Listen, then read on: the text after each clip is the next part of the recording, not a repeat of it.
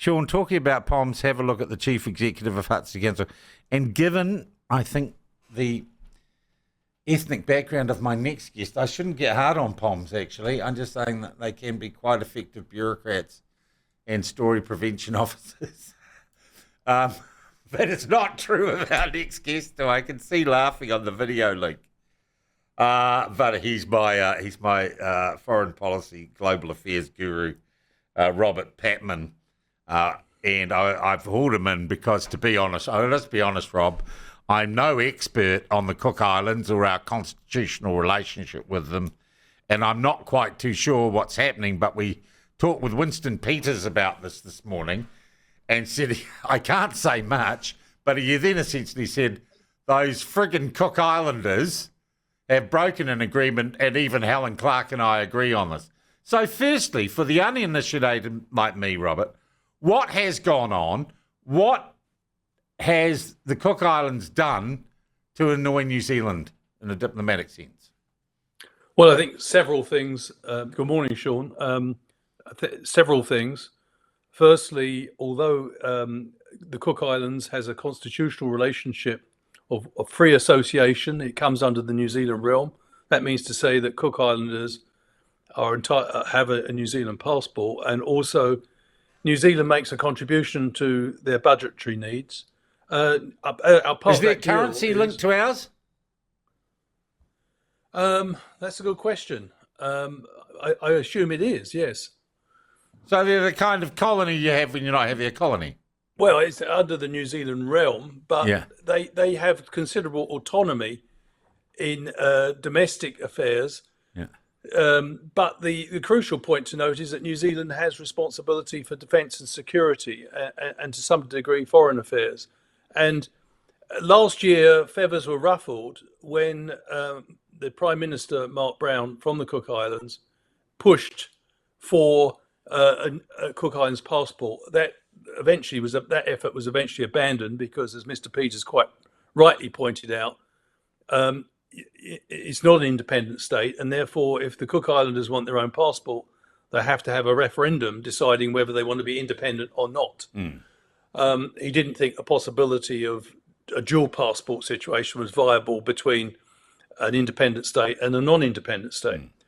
The second big thing that you're alluding to, so I think things were, I think tensions were raised a bit last year, and on top of that, in December, the Cook Islands government indicated they were in discussions with China, and that an agreement could occur next year. But the timetable discussions seems to have been what exactly? An agreement about, it's called a comprehensive strategic agreement, and it's not quite clear what it's about. But Mr. Brown said it rules out any military or security components, unlike the agreement the Solomon Islands had with China. So what could it possibly be for? Access to fisheries, economic? Infrastructure help. I think there's an inter-island ferry that the Cook Islanders want. These are the sort of things the government has alluded to. But I think our government has been extremely concerned because, first of all, this is negotiations between a very small actor, which is not even a state, and a superpower. So there's a bit of a worry, I think, in the background that this is not a discussion between equals, and will Cook Islands find themselves in a situation where they get a deal which doesn't work for them? Or there might be a secret side deal on strategy that we don't know.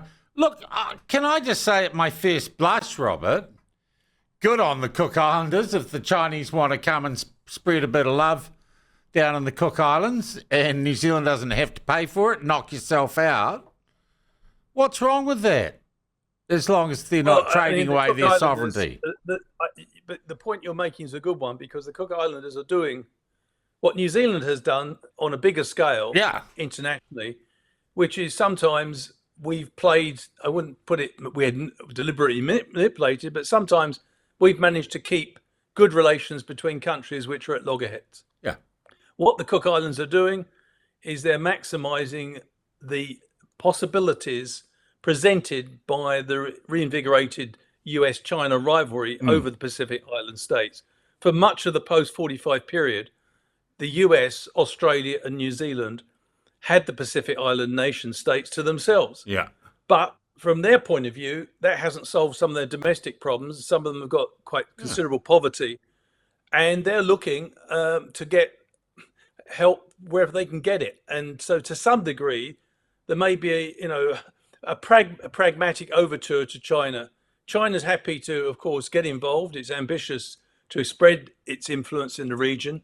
But, I don't think the Cook Islanders or many other Pacific Island nation states see themselves as a pawn in a strategic game.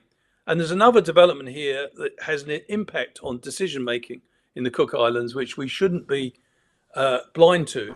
And that is the Trump administration left the Paris Climate Accord.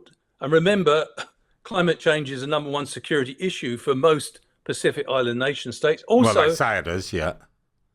US aid institution responsible for the development system, it's been put on pause mode for the next 90 days.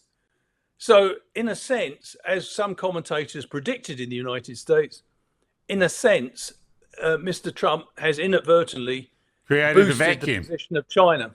Yeah. China, by the way, is not in the Paris Accord or doesn't have any targets to do with it either, Robert. No, I think China. Well, one of my the understanding greatest is producers of CO2 in the world. Yes, certainly overtook the United States, Yeah, but it's also becoming quite developed in green technology. Yeah, but it's still producing and it doesn't have emission reductions targets, building coal-fired power stations. Well, it still has coal-fired power stations, but it's building new ones. Just saying then, okay, so there's kind of a power vacuum here. The Cooks and our relationship with the Cook Islands would seem to be only a tiny part of what's really going on here in a bigger picture, right? I don't think we should overstate what's happened.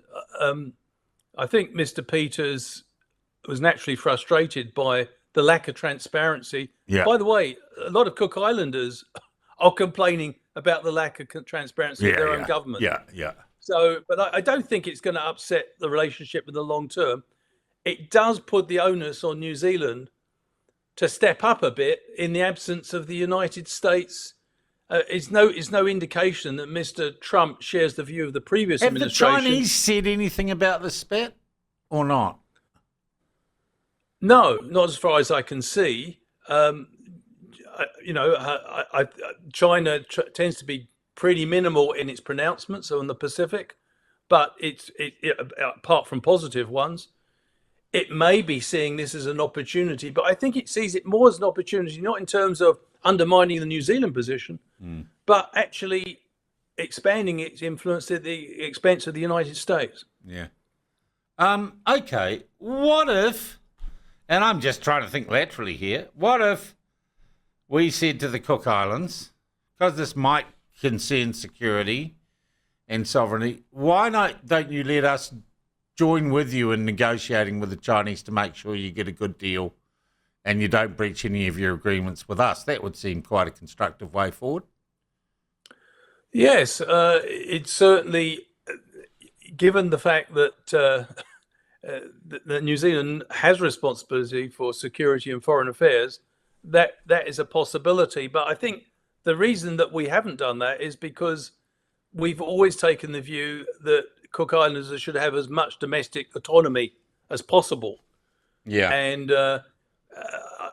given that there's people-to-people relations between New Zealand and the Cook Islands, there's close cultural links, it may be that the governments of the past have declined to take that sort of action because it would look like a colonial power per se. Whereas I think New Zealand's position is genuine.